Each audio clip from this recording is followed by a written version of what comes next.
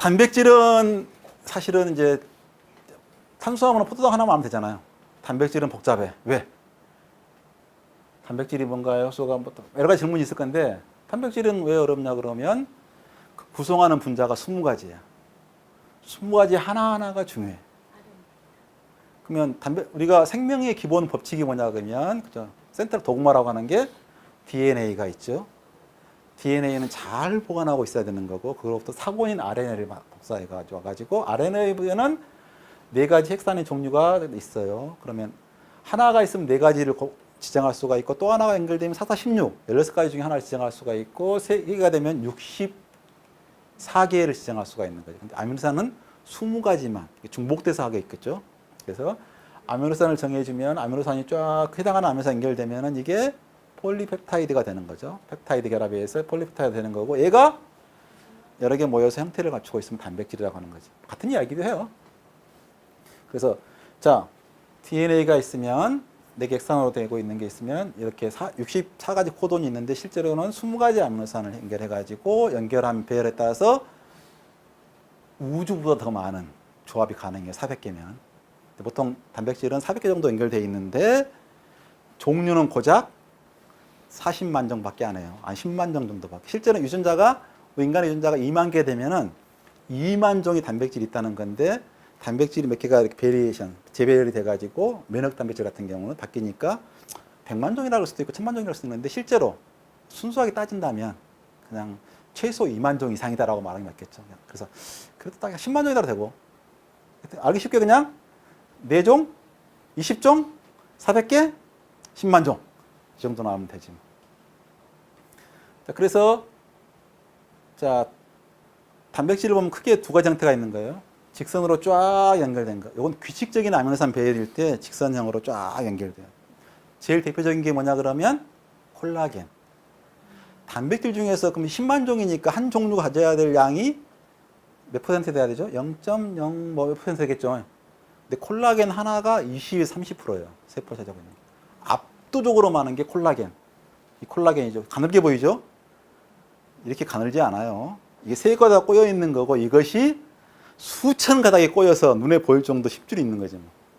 그러니까 실제로 여기 얘가 기본이 3가지 모인 거고 얘가 얼마큼 많이 모일지는 모르는 거고. 그 다음에 액틴, 미오신 2개가 근육을 이루고 있는 거고 제일 두꺼워 보이는 것은 마이크로투불. 얘가 운반차에 쓰고 있는 고속도로 같은 거죠. 고속도로 역할을 하고 있는 거. 얘는 근육을 이루고 있는 거고 얘는 근육을 위한 연골인지 경골인지 아주 이건 운동성이 없이 딱 고정시켜서 잡아주는 피부, 보호막 이런 거 다 콜라겐. 이쪽이 사실 더 많아요. 그 나머지는 다 동글동글한 구형 단백질.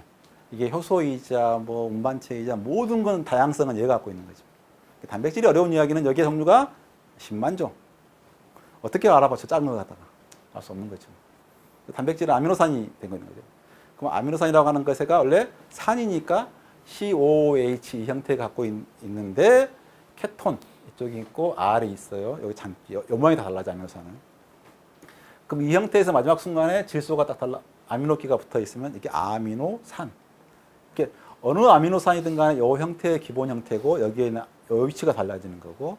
그럼 이 형태가 있으면 이쪽은 마이너스 플러스 해가지고 마이너스와 플러스와 마이너스가 딱 연결돼서 물이 빠져나가면서 결합을 해요. 가장 쉽게 이렇게 잘 아미노산끼리 붙었다 떨어졌다를 하는 거지 뭐. 계속 끊임없이 만들었다 붙였다 하는 거죠. 그래서 아미노산은 이렇게 돼 있고. 그럼 아까 그 분자마다 달라지는 부분, 요 R 부분인데 R 부분에가 그냥 수소만 붙어 있는 게 제일 간단한 거고, 뭐 CH3 붙은 것도 있고, 가지형으로 돼 있는 것도 있고, 가지형이 된 것도 있고, 내려와서 가지형인 거. SH, 황이 들어있는 거 2 아미노산이 있어서 사실 이제 질소 다음에 따져야 할 원자는 황.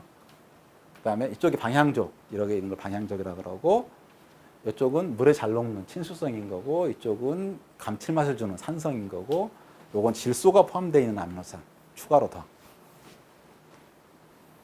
그래서 사실은 단백질 하면은, 아니면 식품화학 하면, 생명하면은, 요 그루탄산 분자 하나만 온전히 그릴 줄 알고 이해할 줄 알면 끝나는 거예요, 식품화학은.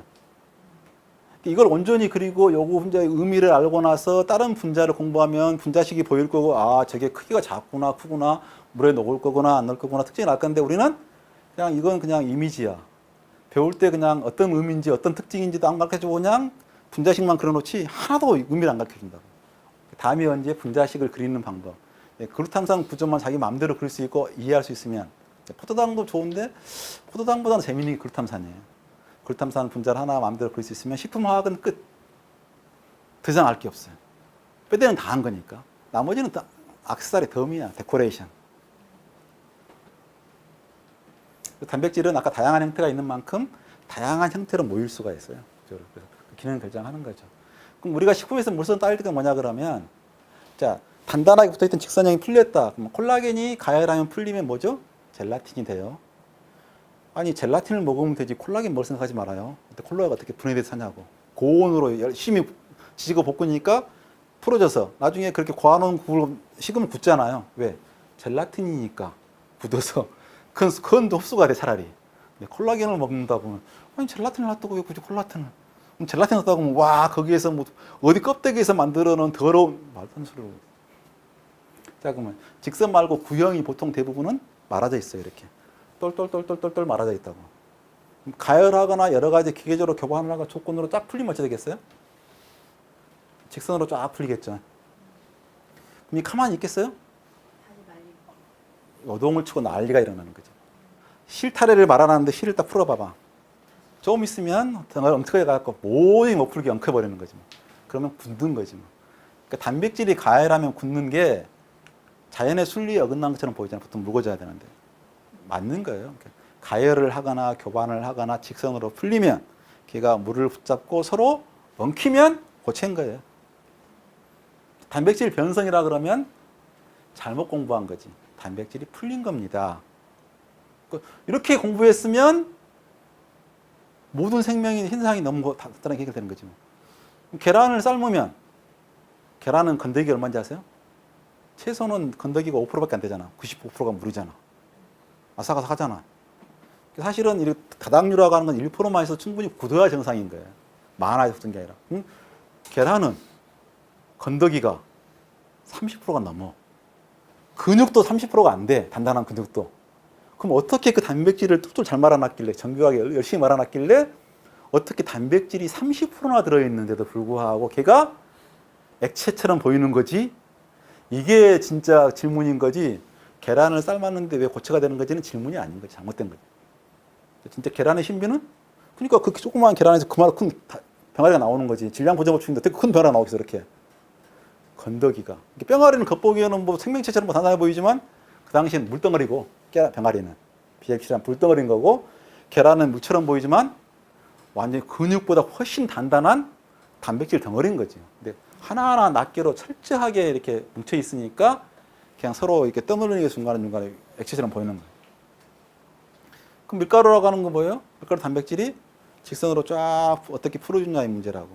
알칼리가 있으면 잘 되고 열이 있으면 잘 되고 기계적으로 보면 계란이 흰자만 갖고 막 치대면 나중에는 싹 다 풀어지기 시작하면 더 잘 풀어져 확 어느 순간에 확 풀어져 가지고 걔가 직선이 되니까 걔로 그렇게 거품을 단백질이라고 하는 것은 친수성과 친유성이 같이 있어 가지고 단백질 아미노산이 반드시 물에 잘 녹는 타입도 있고 안 녹는 타입이 있어요.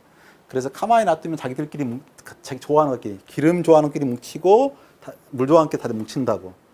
중간인 것도 있고. 그래서 그 자체가 스스로 모양을 만든다고. 근데 가열을 하면 그거 막 움직이는 힘이 더 커지니까 풀어져 버리는 거고.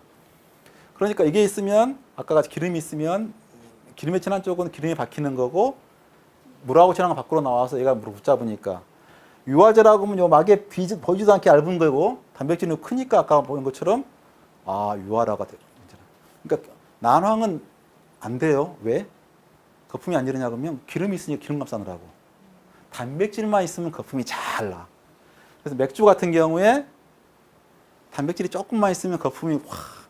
그러면 단백질이 없는 맥주는 거품이 안 나요. 수확할 때 단백질이 없는 맥주다 그러면 보리를 수확했다 그러면 그것은 보충 안 해주면 맥주가 그렇게 아름답게 예쁜. 근데 기름이 있으면 또 거품이 안 나. 기름 없이 단백질만 있으면 거품이 치명적이지. 공장에서는 모터를 돌리는 순간 거품이 쫙 나가지고 밀어나가지가 않아. 휙 도는 거 거품 덩어리가 되버리니까. 그래서 효소. 아까 단백질 거의 특징이 있고요. 효소에 대해서 단백질을 그러니까 단백질이 복잡한 이유는 효소가 많기 때문에 3분의 1이 효소예요. 효소가 하고 있는 일은 뭐겠어요? 산화화는 제일 중요해요. 이거 다예요. 그다음에 이렇게 모양을 갖다가 이렇게 옮겨주는 거 쪽으로 이성화시켜주는 거. 그다음에 아까 펩타이드 결합을 물을 집어넣으면서 이렇게 분해하는 것과 이거 딱 붙이면서 물이 빠져나오는 거. 그 역할이 굉장히 크죠. 이거. 그다음에 붙이는 거, 모양을 바꾸는 거, 떼는 거. 종류는 사실은 딱 6가지 기능밖에 없어요. 근데 아까 뭐라 효소가 다양한 이유가 우리처럼 하나 가지고 여러 가지 할 수 있는 게 아니라 붙잡는 게 그 모양하고 똑같아야 돼.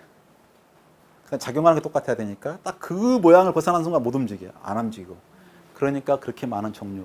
공부가 있으면 하나가 10개면 될 것 같아. 걔는 10개가 10세트 크기로 있으니까 10개가 그러니까 결국 요거 하나당 1000세트가 있는 거지. 용도로. 크기와 물체에 따라서. 그래서 지난번에 그 GMO 말할 때 한번 설명했잖아요. 그리포세이트 작동하는 게 실제로 이 모양이에요. 여기에 실제 작용할 분자는 작아. 그러면 작은 분자를 정확하게 딱 맞는 형태를 붙잡아지고 얘가 단백질이니까 움직이고 있어요. 춤을 추고 있다고. 그러다가 땅 박치니까 그 힘으로 딱 붙여버리는 거지. 뭐.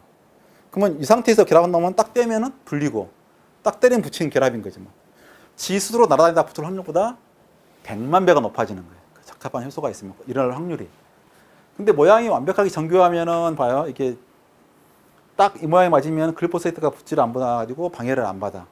근데 보통 식물에 있는 걸 정교하지 않아가지고 얘도 붙고 얘도 붙어. 그럼 글리포세이트가 있으면 훨씬 강하게 붙어. 강하게 붙은 순간 얘를 막아버리니까 작용을 못하게 만드는 거죠. 그러니까 효소라고 하는 것은 결국은 특별한 게 아니라 어떤 분자를 잡고 그걸 땅 붙이거나 옮기거나 아니면 그 모양이 끼고 나서 좀 옮겨버리는. 망치로 때리면 한 번 때릴 때마다 그 모양이 되는 게 아니라 조금씩 모양이 바뀌어가잖아요. 분자를 단계 원하는 분자로 가는 때 한 스텝마다 그럼 아까 포도당에서 파이루산까지 분해잖아요. 합성당이 분해하는데 효소가 몇 개가 필요하냐 그러면 10개가 필요해요. 10개. 10번에 걸쳐서 그렇게 마약을 만든 거지 뭐 하나가 계속 뚫어가지고 그렇게 안 돼요. 그렇게 많은 효소가 필요한 거고 그 우리 콜레스테롤 만들 때 같은 필요한 효소가 30개가 넘어요. 얼마나 애쓰고 정교하고 만든 건데. 그러니까 효소라고 하는 거 단계적으로 작용한다. 그러니까 제발 좀 비타민에 대한 그 맹신을 깨라고 한 이유가 아미노산 중에서도 필수 아미노산과 비필수 아미노산 조건에 따라 길 수도 있고 아닐 수도 있는 이걸 잘 생각해 봐요. 이건 우리 몸이 합성을 못해. 합성을 못하니까 어떻게 해야 돼? 반드시 음식으로 먹어야 돼. 우리 몸에 꼭 필요해. 이거 하나 없으면 죽는 거야 그냥. 식물은 이거 합성 못하니까 글리포세이트 집어넣는 순간 바로 죽어버리잖아. 며칠 만에. 며칠 못 가서 죽어버리잖아. 인간은 어차피 합성 못하는데 왜 음식으로 먹어야 돼.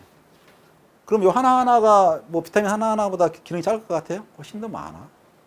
근데 우리가 고기를 먹는 순간 여기 모자랄 확률이 별로 없는 거지. 그러면 왜 이것은 에센셜이라고 붙이는 거야? 이건 난 에센셜이라고.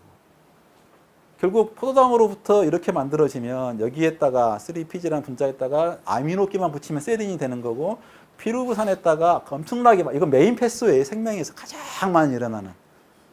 근데 여기에다가 NH 아미노기만 붙이면 알라닌이 되는 거고 알파 케토 그루타르산에다가 아미노기만 붙이면 그루탐산이 돼요. 여기에다가는 아스파르탄이 되고. 그러면 얘가 필수 아미노산이면 뭐 어떻게 되겠어요? 나머지는 다 필수인 거지. 얘가 안 만들어지면 어떻게 만들어지겠어? 그러니까 얘는 중심에 있고 가까이 있으니까 얘는 우리 몸이 그걸 안 먹더라도 막 만들 수가 있고 전환할 수가 있는 거고 옛날에는 다 합성했겠지. 그러다가 점점 음식을 통해 충분히 먹이니까 아 이거 안 만들어도 상관없네. 그런 것들이 다 필수로 간 거지. 그럼 이것 따라서 필수 안 필수? 그럼 사람에 따라 특히 그러겠죠. 어떤 사람은 효소가 모자라서 그럼 페닐알라닌 분해 요소가 작으면 그 사람은 페닐알을 많이 먹으면 독성이 되는 거죠. 그러니까 실제로 우리 몸 비타민 알고 있는 게 내 몸의 비타민인지 아닌지는 잘 모르는 거죠. 그러니까 그보다 훨씬 더 많은 비타민이 있을 수가 있는데 걔를 찬양 안 해. 왜? 우리 미명도 있고 후명도 있고 많다고. 유전자 깨진 유전자가 굉장히 많아요.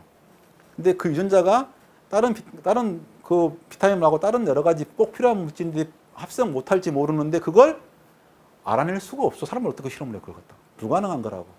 근데 우리는 그냥 밝혀진 비타민이라고 이름 붙여져 있는 것만 찬양하지 아무도 자기 나는 몸은 뭐가 기능이 그런 걸로 봐서 이것도 비타민C인 걸로 관심도 없잖아. 그러니까 같이 숭배하는 게 굉장히 잘못된 구조예요. 그래서 제발 단백질에 대해서는 우리가 물성적인 측면에서는 말아져 있다. 온도에 의해서 pH에서 여러 가지 조건에서 풀리면 걔가 갑자기 굳는다. 고기를 가열하면 굳는 이유가, 계란을 가열하면 굳는 이유가 막 고기를 치대면, 고기 덩어리를 갖다가 막 민스하면은 점도가 확 생기잖아. 그 왜? 단백질이 풀려서. 잘랐는데 풀어져. 막 치대면 계란을 다 풀려서 그러는 거야. 풀려서. 길게 풀려서. 그거 하나만 알아도 충분히 단백질을 아는 거죠. 단백질에 대해 자세한 기능은 따로 알기로 하고, 일단 물리적인 측면은 그것만 알아도 충분해요. 끝이고요. 다음에는 가장 어려운 거, 물 하겠습니다.